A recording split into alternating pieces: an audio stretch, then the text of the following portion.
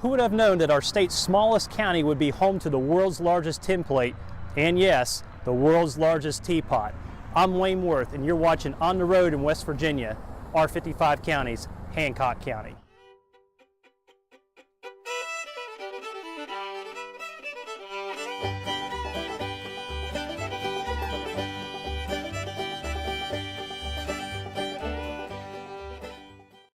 Now, you can't get any further north in West Virginia than Hancock County, and you can't get any smaller than Hancock County either. The county is West Virginia's smallest county, measuring a whopping 88.2 square miles. Matter of fact, the county is so small, its largest city, Weirton, borders two states, Ohio and Pennsylvania. The county was established in 1848, but before it was Hancock County, it was Ohio County, and life on this frontier land was anything but quaint and calm. One of the most notable incidents that many of us have probably learned in our 8th grade West Virginia history class, that is if we can remember that far back, was the Yellow Creek Massacre. A man named Daniel Greathouse and a group of frontiersmen, and you have to remember this was April of 1774, told 8 Indians, "Hey, would you like to drink some liquor with us?" Of course, the natives cordially accepted the invitation, and soon after, Greathouse and his men massacred all 8 of them. The massacre was so gruesome that I prefer to leave out the details. Among the victims were Chief Logan's brother and sister, which ultimately led to a war called Lord Dunmore's War, which we'll talk more about when we visit Mason County. Now, across the street where this piece of history took place is today the Mountaineer Casino, Racetrack, and Resort, who first opened their doors in 1951. The resort provides a significant boost to the local economy and is a destination for many in the Pittsburgh area. That is, of course, if gambling is your thing. Now, up the road a piece is a community called Knoll. Not Newell, Knoll. Knoll is home to a pretty unique West Virginia treasure called the Homer Lachlan China Company, which is the world's largest pottery. The company built its first 2 factories here in Knoll in 1902. Now, most of you are probably not too familiar with the company name, but when I say Fiesta Ware, ding ding ding ding ding, I bet most of you know what I'm talking about. And if you are still lost on what Fiesta Ware is, you can always Google it, or even take a tour of the factory, as long as you make your reservations 2 weeks in advance and bring no children under the age of 10. 2 miles up the road here in Chester, West Virginia, is the world's largest teapot. Now, the teapot was originally brought to Chester in 1938 to represent the largest pottery industry in the world at the time. The interesting story of the teapot is that it was originally built to serve as a hot dog and root beer stand, as you can see with the small enclosed windows as you go around the teapot. And it may not be a tourist attraction, but it does represent an industry that has been very important to the county for a very long time.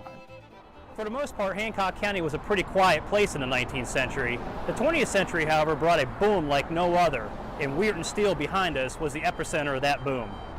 Now, it all started when industrialist Ernest Weir moved his tin plate in Clarksburg to Weirton in 1918. Weir created an integrated steel mill that became West Virginia's largest employer, the state's largest taxpayer, and yes, the world's largest tin plate producer. He literally created a town around the mill, and until 1947, when Weirton was chartered as a city, his Weirton Improvement Company provided a wide range of municipal services without being even a municipality.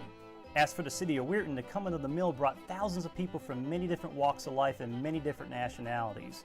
By 1960, the city's population peaked to around 28,000, and there were 12,000 good-paying jobs. Its citizens enjoyed the state's highest per capita income levels and the highest percentage of homeownership.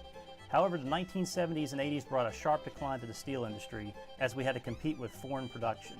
What is interesting is that even through the hard times, the steel workers did the impossible and bought the mill. In 1984, Weirton Steel became employee-owned and was profitable until the late 1990s, when foreign competition really drove the dagger in the heart. In 2005, the mill was sold again, and today it only has 1,000 employees. Ernest Weir left his mark, though. What started out as farmland along the Ohio River in a place called Holliday's Cove turned into a town that still has a population of 19,000.